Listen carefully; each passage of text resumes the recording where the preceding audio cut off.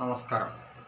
കഴിഞ്ഞ ദിവസം പത്തനംതിട്ടയിൽ കൂടൽ പോലീസ് സ്റ്റേഷൻ പരിധിയിൽ 13 വയസ്സായ ഒരു പെൺകുട്ടീനെ കുറച്ച് പേര് കൂടി ചേർന്ന് പീഡിപ്പിച്ചു. കുട്ടികളായിട്ടുള്ള സഹപാഠികളും മറ്റു പുറത്തുനിന്നുള്ളവരും ചേർന്ന് പീഡിപ്പിച്ചു എന്ന് പറഞ്ഞുകൊണ്ട് ഒരു വാർത്ത നമ്മളെല്ലാം കേൾക്കാനിടയായി.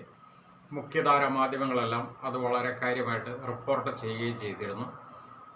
കേരളത്തിൽ ഈ കുട്ടികൾക്കെതിരെയും സ്ത്രീകൾക്കെതിരെയുള്ള അതിക്രമങ്ങൾ സംബന്ധിച്ച് വളരെ ജാഗ്രതയോടുകൂടി പൊതുസമൂഹം നോക്കി കാണുന്നത് കൊണ്ട് തന്നെ ആ വാർത്തകൾക്ക് വളരെ പ്രാധാന്യം ലഭിച്ചിരുന്നു. എന്താണെങ്കിലും ശരി, പോലീസ് ശക്തമായിട്ട് അതിനകത്ത് ഇടപെട്ട് പ്രവർത്തിച്ചു. അതിനെപ്പറ്റിയൊക്കെ റിപ്പോർട്ട് ചെയ്യുകയും ചെയ്തിരുന്നു. പക്ഷേ പെട്ടെന്നാണ് അതിനകത്തൊരു ട്വിസ്റ്റ് വന്നിരിക്കുന്നത്. അതായത് അങ്ങനെ ഒരു സംഭവം പോലും ഉണ്ടായിട്ടില്ല എന്നുള്ളതാണ് അതിൻ്റെ യഥാർത്ഥ വസ്തുത എന്നുള്ള നിലയിലേക്ക് കാര്യങ്ങൾ ഇപ്പോൾ ഉരുത്തിരിഞ്ഞു വന്നിരിക്കുന്നു. അതായത് ഈ പെൺകുട്ടീനെ ഒരു സഹപാഠിയും പീഡിപ്പിച്ചിട്ടില്ല എന്ന് മാത്രമല്ല, ഈ പറയപ്പെട്ടവരെ ആരും അതിനകത്ത് ഒരു കണ്ണികൾ പോലുമല്ല. അതായത് 13 വയസ്സായ പെൺകുട്ടിക്ക് ഒരു കൂട്ടത്തിൽ പഠിച്ചുകൊണ്ടിരുന്ന ഒരു സഹപാഠിയോട് തോന്നിയ ഒരുതരം കൗമാരപ്രായത്തിലുണ്ടാകുന്ന ഒരു ബാലചാവല്യം എന്നൊക്കെ വേണമെങ്കിൽ പറയാം. ആ സുഹൃത്തിനോട് തോന്നിയ ഒരു പ്രേമം, അത് തിരിച്ച് കിട്ടാത്തതിലുള്ള ഒരു വൈരാഗ്യം, അങ്ങനെയാണ് അതിനകത്ത് ഇപ്പോൾ ഉരുത്തിരിഞ്ഞു വന്നിരിക്കുന്നത്. ഇപ്പോൾ വാർത്താമാധ്യമങ്ങളിലൂടെ പൊതുസമൂഹത്തിലേക്ക് അറിഞ്ഞുകൊണ്ടിരിക്കുന്ന ഒരു കാര്യം അതാണ്. കാരണം ഈ വിഷയം ഗൗരവത്തിലേക്ക് പോലീസ് എടുക്കുകയും ഈ പ്രതികളിൽ ഏകദേശം 6ഓളം പേരെ അപ്പം തന്നെ പ്രതികളെന്ന് പറയപ്പെടുന്നവരിൽ, പ്രതികളെന്ന് ഈ പെൺകുട്ടി പറഞ്ഞു കൊടുത്ത സഹപാഠികളും മറ്റു പുറത്തുള്ളവരുമായിട്ടുള്ള 6ഓളം പേരെ പോലീസ് അപ്പം തന്നെ കസ്റ്റഡിയിലെടുക്കുകയും അവരെ ചോദ്യം ചെയ്യുകയും അതോടൊപ്പം തന്നെ ഈ പെൺകുട്ടിയുടെ മൊഴി എടുക്കുകയും ഈ പെൺകുട്ടിയെ വൈദ്യപരിശോധനയ്ക്ക് വിധേയമാക്കിയപ്പോഴാണ് യഥാർത്ഥ കള്ളം പുറത്തു വരുന്നത്. കാരണം ഈ പെൺകുട്ടി അങ്ങനെ ഒരു പീഡനത്തിന് ഇരയായിട്ടില്ല എന്നുള്ളത് വൈദ്യ പരിശോധനയിൽ വ്യക്തമായിട്ട് ഡോക്ടർക്ക് ബോധ്യമാകും. ഇപ്പോൾ തന്നെ ഡോക്ടർ ഈ കുട്ടിയോട് വിശദമായിട്ട് കാര്യങ്ങൾ ചോദിച്ച് മനസ്സിലാക്കുന്നു. അതുപോലെ തന്നെ പത്തനംതിട്ട DYSP ഈ കുട്ടിയുമായിട്ട് സംസാരിക്കുന്നു. പിന്നെ അതോടൊപ്പം തന്നെ മജിസ്ട്രേറ്റിൻ്റെ മുമ്പിൽ കുട്ടീനെ ഹാജരാക്കേണ്ടതുണ്ടായിരുന്നു. അപ്പോൾ മജിസ്ട്രേറ്റിന് മുന്നിൽ ഹാജരാക്കിയപ്പോഴത്തേക്കും ഇതിൻ്റെ സത്യാവസ്ഥകളെല്ലാം ഈ കുട്ടി തന്നെ തുറന്നു പറയേണ്ട അവസ്ഥയിലേക്ക് വന്നു. കാരണം ആദ്യം ഒരു കള്ളം പറഞ്ഞതാണെങ്കിൽ പോലും അതിൻ്റെ ഗൗരവത്തിലേക്ക് കടന്നു കഴിഞ്ഞപ്പോഴാണ് കുട്ടിക്ക് പിടിച്ചു നിൽക്കാൻ പറ്റാതെ വന്നത്. കാരണം ഇത് സ്കൂളിലെ ഒരു കൗൺസിലിങ്ങിൽ ഈ കുട്ടിയുടെ ചേച്ചി തന്നെ വെളിപ്പെടുത്തി എന്നുള്ള നിലയിലേക്കാണ് കാര്യങ്ങൾ വന്നിരുന്നത്. ഇങ്ങനെയൊരു സംഭവം നടന്നു എന്നുള്ള ഒരു പ്രചരണം കൊടുക്കുന്നത്. സ്വാഭാവികമായിട്ട് സ്കൂൾ അധികൃതർ ഇത്തരം വിഷയങ്ങളിൽ വളരെ ജാഗ്രതയോടുകൂടി നിൽക്കുന്നതുകൊണ്ട്, അങ്ങനെ നിൽക്കേണ്ടതുണ്ട് എന്നതുകൊണ്ടും അവരാ വിവരം അപ്പം തന്നെ ചൈൽഡ് ലൈൻ പ്രവർത്തകരെ അറിയിക്കുകയും അവർ അത് പോലീസിനെ അറിയിക്കുക. അതുപോലെ തന്നെ അത്തരം കാര്യങ്ങളൊക്കെ പെട്ടെന്ന് തന്നെ നടക്കുന്നു. അതിൻ്റെ ഫലമായിട്ട് ഇത്രയും കാര്യങ്ങളെല്ലാം നടന്നു.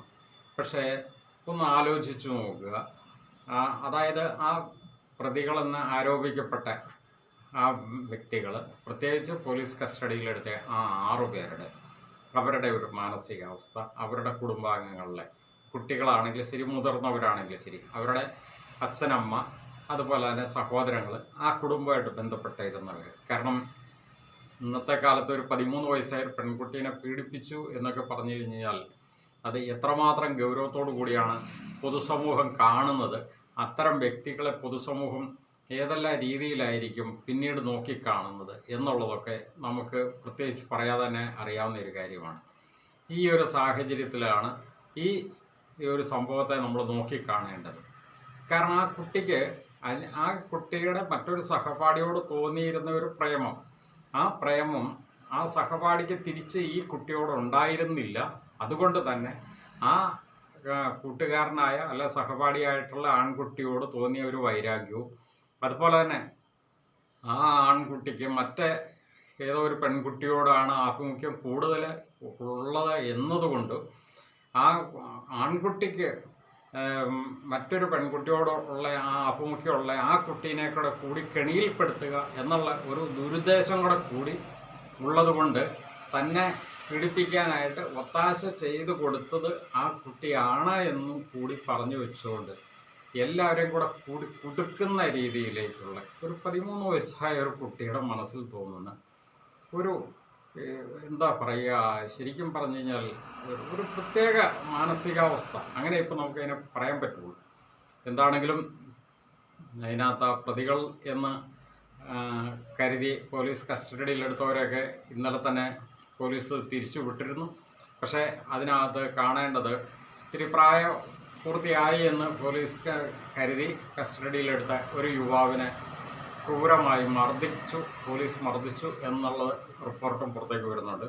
അതായത് 20 വയസ്സായ ഒരു യുവാവ്, ആ യുവാവിൻ്റെ ചേട്ടനെയും കസ്റ്റഡിയിലെടുക്കാനായിട്ടുള്ള കാരണത്തെപ്പറ്റി പറയുന്നത്, ഈ പെൺകുട്ടിയുടെ ഈ മൊഴിയിൽ ആദ്യമേ കൊടുത്തിരുന്ന പേരുകളിൽ ഈ ചേട്ടൻ്റെ അനുജൻ്റെ, അതായത് ഈ സഹോദരങ്ങളുടെ പേരുകൾ തമ്മിലുള്ള ഒരു സാമ്യം.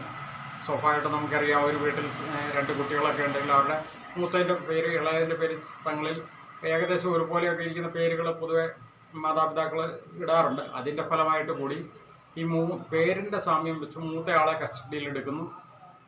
അപ്പോൾ മൂത്തയാൾക്ക് ഏകദേശം 28 വയസ്സുണ്ട്.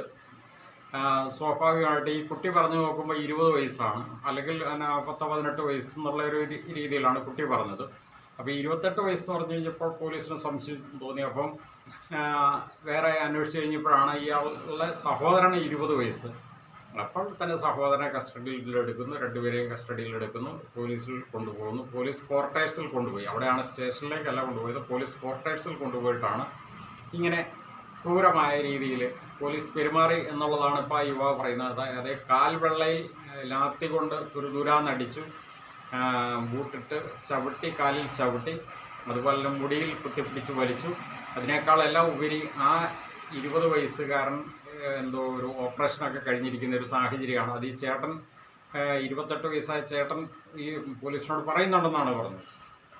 പക്ഷെ പോലീസിനെ സംബന്ധിച്ച് അവർക്ക് കേസ് ഇത്രയും ഗൗരവമുള്ളത് കൊണ്ട് കൂടിയായിരിക്കാം. പക്ഷേ എങ്കിൽ പോലും അങ്ങനെ ദേഹോപദ്രവം ഏൽപ്പിക്കാൻ പാടില്ല എന്നുള്ളത് കൃത്യമായിട്ട് അറിയാവുന്നത് കൊണ്ടായിരിക്കണം അവരത് സ്റ്റേഷന് പകരം പോലീസ് ക്വാർട്ടേഴ്സിലേക്ക് കൊണ്ടുപോയി. എന്താണെങ്കിലും ആ യുവാവിന് ശാരീരികമായിട്ട് വന്നിരിക്കുന്ന ആ ഒരു വിഷമത്തെക്കാൾ ഉപരി മാനസികമായിട്ട്, കാരണം കുടുംബക്കാരുടെ എല്ലാം മുന്നിൽ ഏത് രീതിയിലായിരുന്നു ഈ കേസിൻ്റെ സത്യാവസ്ഥ പുറത്തു വരുന്നോടം വരെ പൊതുസമൂഹത്തിൽ, കാരണം ഇത്തരം വിഷയങ്ങളൊക്കെ കാട്ടുതീ പരക്കുന്നത് പോലെയാണ് പരക്കുന്നത്. അപ്പോൾ അവർക്കുണ്ടായ ഒരു മാനഹാനി അത് ഇനി എത്ര കഴുകിക്കളഞ്ഞു കഴിഞ്ഞാൽ അത് മാറ്റാൻ പറ്റില്ല. അപ്പോൾ ഇത്തരം കാര്യത്തിനകത്തൊക്കെ കുറച്ചുകൂടി ഒരു അവധാനതയോടുകൂടി പോലീസ് പെരുമാറേണ്ടതായിരുന്നു. കാരണം ഇപ്പോൾ പോലീസിനെ സംബന്ധിച്ച് നല്ലൊരു ഇമേജുള്ളൊരു കാലഘട്ടമാണ്. നമുക്കറിയാം, ഓപ്പറേഷൻ തൂഫാനിൻ്റെ വിഷയത്തിനകത്തൊക്കെ പോലീസ് ഡെയിലി നടത്തിക്കൊണ്ടിരിക്കുന്ന മയക്കുമരുന്നിനെതിരെയുള്ള നീക്കം ഓരോ ദിവസവും ഒരു 10 കേസെങ്കിലും വെച്ച് കേരളത്തിൽ രജിസ്റ്റർ ചെയ്യുന്നുണ്ടെന്നാണ് തോന്നുന്നത് ഈ മയക്കുമരുന്നിനെതിരെ. അപ്പോൾ ഇത്തരം വിഷയങ്ങളിലൊക്കെ നല്ല ഒരു ഇമേജ് വീണ്ടെടുത്ത് നിൽക്കുമ്പോൾ ഇത്തരം ഒരു നെഗറ്റീവായിട്ടുള്ളൊരു സന്ദേശങ്ങൾ പൊതുസമൂഹത്തിലേക്ക് കൊടുക്കുന്ന രീതിയിൽ പോലീസ് പെരുമാറുന്നത് വളരെ പ്രതിഷേധാർഹമാണ്. കാരണം ഒരു പെൺകുട്ടിക്ക് തോന്നിയിരുന്ന ഒരു മനോവൈകല്യം, അതാണിപ്പോൾ ഇതിനകത്ത് കാണേണ്ടത്. എന്താണെങ്കിലും ശരി, ആ കുട്ടിക്ക് വേണ്ട കൗൺസിലിങ്ങും മറ്റു കാര്യങ്ങളൊക്കെ കൊടുത്ത്, കാരണം പെട്ടെന്നൊരു വികാരത്തിലോ അല്ലെങ്കിൽ മറ്റൊരു കൗമാര ചാബല്യത്തിൽ തോന്നിയൊരു തോന്നൽ, അത് ആ രീതിയിലേക്കൊരു ക്രിമിനൽ മനോഭാവത്തിലേക്ക് വന്നു എന്ന് നമുക്ക് പറയാൻ പറ്റില്ല. പക്ഷേ എങ്കിൽ പോലും അത് ഒത്തിരി പേരുടെ ജീവിതത്തിലേക്ക് അത് വലിയൊരു കരിനിഴൽ വീഴ്ത്താനായിട്ട് കാരണക്കാർ ഉണ്ടായി എന്നുള്ളതാണ് ഇപ്പോൾ നമുക്ക് മനസ്സിലാക്കേണ്ട ഒരു കാര്യം. കാരണം പോലീസ് ഇതിനെപ്പറ്റി വളരെ വിശദമായിട്ട് മനസ്സിലാക്കിയതിന് ശേഷമാണ് ഇതിങ്ങനെ ഉണ്ടായ ഒരു സംഭവമാണ് എന്നുള്ളത് ഇപ്പോൾ പൊതുസമൂഹത്തിൻ്റെ മുമ്പിലേക്ക് വാർത്താമാധ്യമങ്ങളിലൂടെയാണെങ്കിലും അറിയിച്ചിട്ടുള്ളത്. ഇനിയാണെങ്കിലും ശരി, ഇത്തരം വിഷയങ്ങൾ ഇവിടെ പൊതുസമൂഹത്തിൽ ഇങ്ങനെയൊക്കെ ഉണ്ടാകുന്നുണ്ട്. അത്തരം വിഷയങ്ങളിൽ പോലീസ് എടുക്കേണ്ട നിലപാട്, അതുപോലെ തന്നെ കുട്ടികളുടെ ഈ മനോഭാവവും വളരെ ശ്രദ്ധിക്കപ്പെടേണ്ടതാണ്. പ്രത്യേകിച്ച് ഈ സ്ത്രീ പീഡനം, കുട്ടികൾക്കെതിരെയുള്ള ലൈംഗികാതിക്രമം എന്നൊക്കെ പറയുമ്പോൾ അതൊരു വലിയൊരു മൂർച്ച കൂടിയ ഒരു ആയുധം പോലെയാണ് പൊതുസമൂഹത്തിൻ്റെ മുന്നിലേക്ക് അല്ലെങ്കിൽ ആ പ്രതികളുടെ മേലേക്ക് കടന്നു വരുന്നത് എന്നുള്ളതും നമ്മളിവിടെ നോക്കിക്കാണേണ്ടതാണ്. അതുകൊണ്ടാണ് ആ വിഷയത്തെപ്പറ്റി ഒരു വീഡിയോ ചെയ്തേക്കാമെന്ന് വെച്ചത്. എന്താണെങ്കിലും ശരി, ഇത് വളരെ ഒരു ഗൗരവമുള്ള ഒരു വിഷയമായിട്ട് പൊതുസമൂഹം കാണേണ്ടതുണ്ട് എന്ന് മാത്രം പറഞ്ഞുകൊണ്ട് നിർത്തുന്നു. നന്ദി.